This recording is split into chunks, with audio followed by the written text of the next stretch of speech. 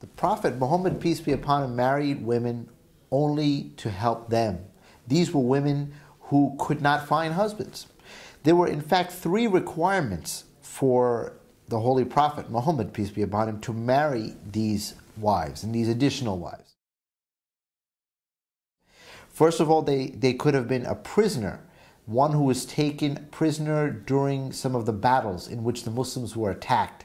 Hence, they perhaps lost their husbands in battle, or as prisoners, they had no way to get a husband. Secondly, women who migrated with the Prophet Muhammad, peace be upon him, from Mecca to Medina also would need someone with them, and he could marry them. The third possibility is that if a woman offered herself in marriage to the Prophet, he could accept if he wished. So it was not he who arranged these marriages. Now let's look at the history of the marriages of the Prophet, peace be upon him. Hazrat Hafsa, one of the wives, her husband was killed in the Battle of Badr, so he married her. Zainab bin Khuzaymah, her husband was killed in the Battle of Uhud, so he married her. These were women who lost their husbands. It was an Arabic custom that women who lost their husbands would not remarry. It was even looked as demeaning to marry these women. But the Prophet Muhammad, peace be upon him, reversed that. With the true teachings of Islam, he taught that these women should marry, and men should consider it an honor and a blessing from God to have them. And he was the one who was first and foremost in this, setting an example for the other Muslims. Also, Salma was a widow in 4 AH. He married her. She was just a widow. Habiba was the wife of Abu Sufyan. She also was a widow, so he married her. Juwariya came from a tribe, Hazrat Juwariya, which wanted to unite with the Muslims, and as a show of love between the tribes, the Prophet Muhammad, peace be upon him, married her. Similarly, Hazrat Safiya was also from another tribe, and for unification of the tribes and for a joining of the groups, he married her. Hazrat Zainab was divorced by the free slave Zayd, and it was an Arabic custom that after a woman was divorced, as I mentioned before, they would not remarry.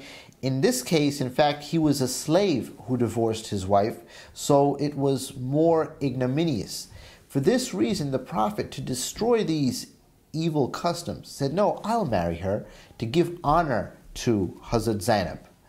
Hazrat Maria was a slave girl and was offered as a king, and he married her. In fact, they had a child, Hazrat Ibrahim. Also, this marriage destroyed slavery, or sent a great blow to slavery, as he married one who was a captive, a slave, a girl who was a slave. Hazrat Sauda was of very old age, and he married her, as well as Hazrat Mamuna. And Hazrat Aisha was the only one who was of a younger age, and he married Hazrat Aisha because she would memorize the traditions and the practices and the teachings of the Prophet Muhammad, peace be upon him, and relay them for generations to come. And in fact, that was the case. The most traditions of any lady were related by her, and the second most of any person were related by her, only second to Hazrat Abu Huraira. So the purpose of each of these marriages should be kept in mind. None of these were for, God forbid, lustful inclinations or anything of the sort. They were all for preserving marriage, for helping widows, for helping women who lost their husbands in battle, for helping women who were divorced, for helping women who were slaves. Each time it was to help them. And in fact, the Prophet Muhammad, peace be upon him, at the prime of his life, at the prime of his youth, before the age of 25, he did not marry any women. When he reached the age of 25, he married a lady, Hazrat Khadija, his first wife, who was older than he by 15 years, and was herself had been a widow and already had children. So this destroys any inclinations or any suggestions that he was marrying for other purposes. He married a lady who was older by 15 years, yet he was at the prime of his life. Then, when he was married to Hazrat Khadija, peace be upon her, he married no other women.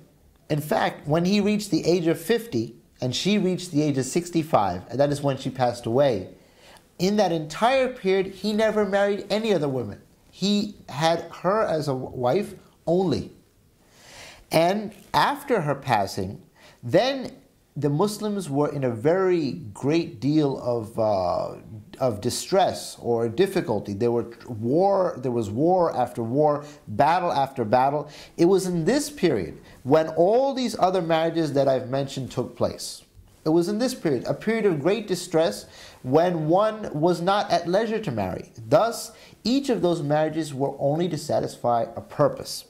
Finally, in the last 2 to 3 years of the life of the Prophet Muhammad, peace be upon him, when he was a victor, when Mecca had been taken, when the establishment of Islam and the belief in one God had become triumphant over idolatry, and he had the choice to marry any woman he liked, any lady he liked, he married no one.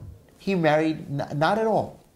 So this shows very clearly that the Prophet's purpose of marriage was only to help those women who were in distress, or for the greater good of the society, and for no pleasure or purpose of his own. I know this because I am a Muslim who believes in the Messiah.